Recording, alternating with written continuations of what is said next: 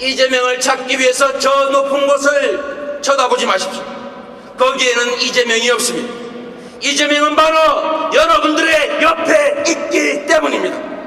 정치인은 높은 자리에서 국민을 지배하는 것이 아니라 그저 국민에게 고용되어서 국민이 맡긴 권한으로 국민을 위해 일할 의무를 가진 국민의 공복, 즉 모습일 뿐이기 때문입니다. 여러분, 정치는 무엇입니까?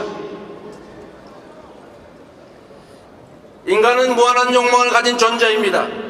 강자가 약자를 억압하고 빼앗는 것은 욕망의 존재인 인간들이 모여 사는 세상에서 어쩌면 당연한 일일 것입니다.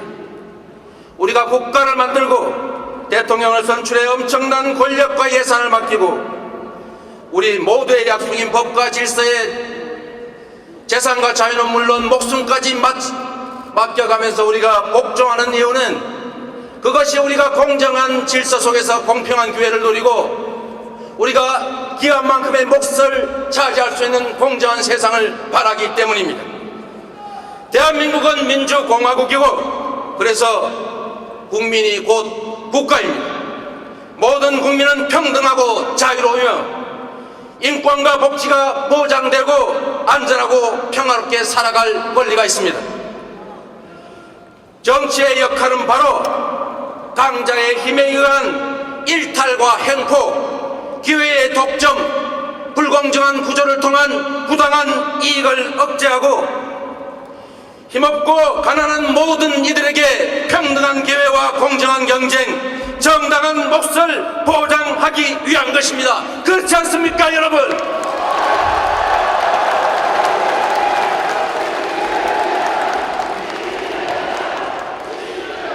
그래서 저에게 정치란 억강구약, 강자의 행포를 억제하고 약자들을 부양해서 함께 사는 공동체를 만드는 것입니다.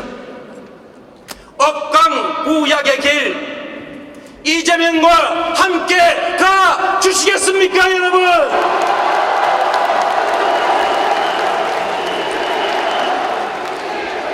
역사 속에서도 억강구약이 작동하지 않고 불평등이 극단화된 그 체제는 무너졌습니다. 공정한 시스템이 작동하는 시대는 흥했습니다. 우리 정치는 민생 서민을 부르짖으면서도 강자의 행포를 방치하고 심지어 장막 뒤에서 강자와 결탁해서 약자들의 기회와 몫을 빼앗았습니다. 소모품인 자동차에는 차값의 2%를 보유세로 내게 합니다. 연 350조 원의 불로소득을 만들어주는 6,500조 원의 토지에는 달랑 9조 원 0.13%의 세금만 부과합니다. 노동자와 자영업자는 최대 세율이 38%인데 중소기업은 16%의 세금을 내는데 10대 재벌 기업은 겨우 12.1%의 세금을 냅니다. 대기업 세금은 깎아주면서 서민의 담배세는 올리고 서민에게 전기요금 바가지 폭탄을 씌우면서 산업용전기는 원가 이하에 공급합니다. 이게 나라입니까? 이런 나라 누가 고칠 수 있습니까, 여러분?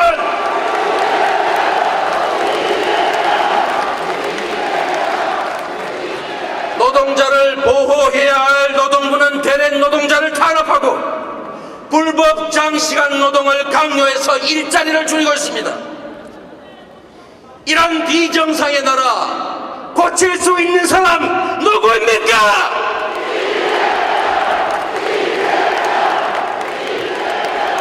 재벌 가문들이 편법 상속을 위해 기업을 범죄 수단으로 악용하고 내부 거래 일감 무너지기 범죄를 저질러도 단가 우려치기 기술 탈취로 중소기업의 경영 성과를 탈취해도 묵인되거나 소액의 과태료만 내면 그만입니다.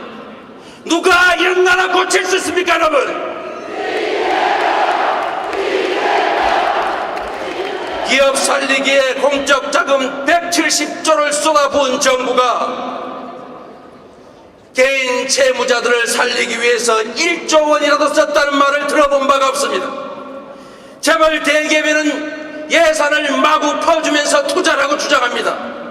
서민복지 지출은 낭비라고 주장하면서 공짜니 포퓰리즘이 편매합니다. 이런 나라, 이 불공정한 나라 공정한 나라로 바꿀 수 있는 사람 누구입니까 여러분? 같은 법도 강자에겐 솜방망이이고 약자에게는 철퇴입니다.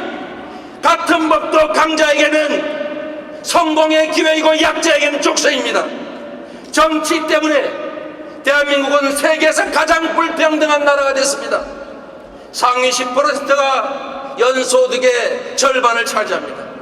국민의 50%는 겨우 5%를 나눠 갖기 위해서 아등바등 싸웁니다. 상위 10%가 대한민국 자산의 66%를 가지고 있습니다.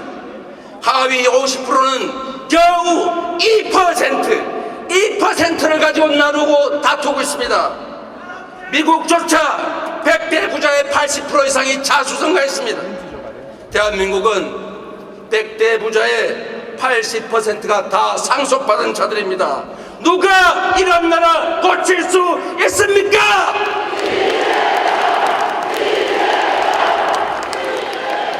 같은 직장에서 같은 일을 하고 같은 성과를 내도 비정규직이란 이유로 보수는 절반입니다. 자살자가 세계 최고입니다. 젊은이들이 죽고 노인이 생을 포기합니다. 국민 여러분, 재벌 황제 경영 해체와 중소기업의 보호, 공정한 경제 질서의 회복, 노동권을 강화하고 노동자를 보호해서 노동자들의 소득, 즉 가계소득을 늘려야 합니다. 이것이야말로 복지를 늘리고 증세하는 것이야말로 대한민국 경제 활성화와 경제가 사는 길입니다. 경제 성장과 복지의 강화, 적폐의 청산과 공정한 사회는 같은 길의 다른 이름일 뿐입니다. 여러분, 알베르 까미의 말을 기억하십니까 여러분? 어제의 죄악을 벌하지 않는 것은 내일의 죄악에 용기를 주는 것이다. 저는 오늘 박근혜가 구속되는 영장이 발부되었다는 그 말을 듣고 새벽에야 겨우 잠들었습니다. 박근혜가 사면 없이 제대로 처벌받는 것만이 적폐 청산이자 공정국가 출발입니다. 그렇지 않습니까 여러분?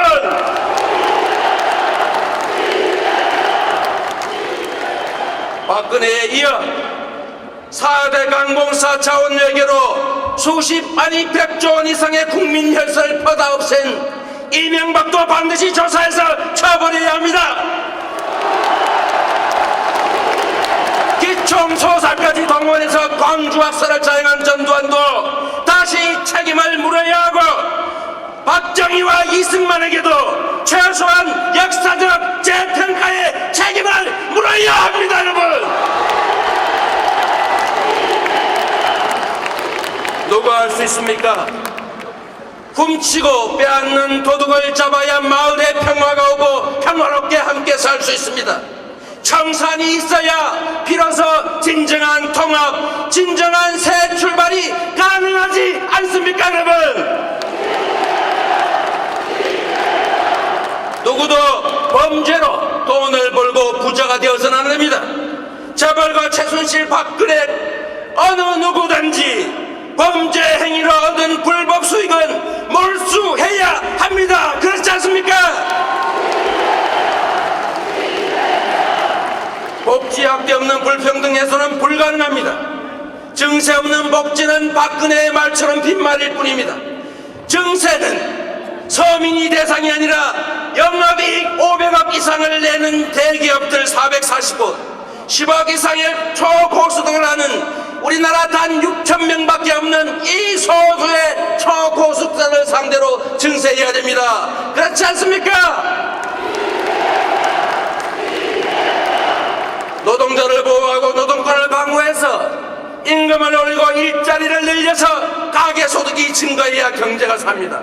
어차피 쓰는 국가예산 400조 원, 7% 28조 원 아껴서 농민, 농어민, 학생, 아동, 청년들에게 연 100만 원씩 기본소득을 지역화폐로 지급하면 가계소득도 늘어나고 지역경제도 살아나고 골목경제도 살아나고 지방경제도 살아나고 대한민국의 경제가 살아납니다. 이런 거 우리 한번 해보지 않겠습니까?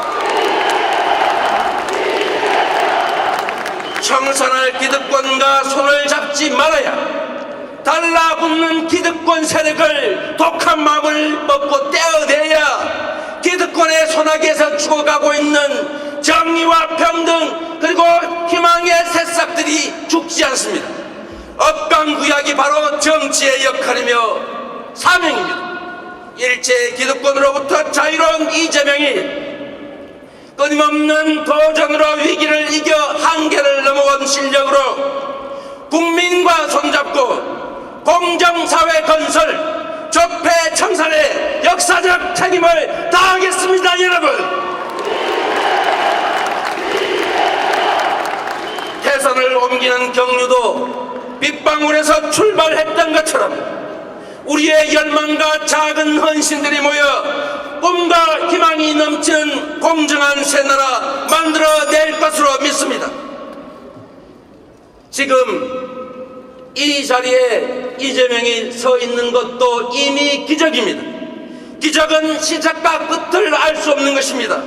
공정사회, 홍익인간, 대동세상을 향한 우리의 기적은 여기에서 멈추지 않을 것으로 확신합니다, 여러분. 사랑하는 국민 여러분, 이재명을 찾기 위해서 저 높은 곳을 쳐다보지 마십시오. 거기에는 이재명이 없습니다. 이재명은 바로 여러분들의 옆에 있기 때문입니다. 정치인은 높은 자리에서 국민을 지배하는 것이 아니라 그저 국민에게 고용되어서 국민이 맡긴 권한으로 국민을 위해 일할 의무를 가진 국민의 공복, 즉 모성일 뿐이기 때문입니다, 여러분.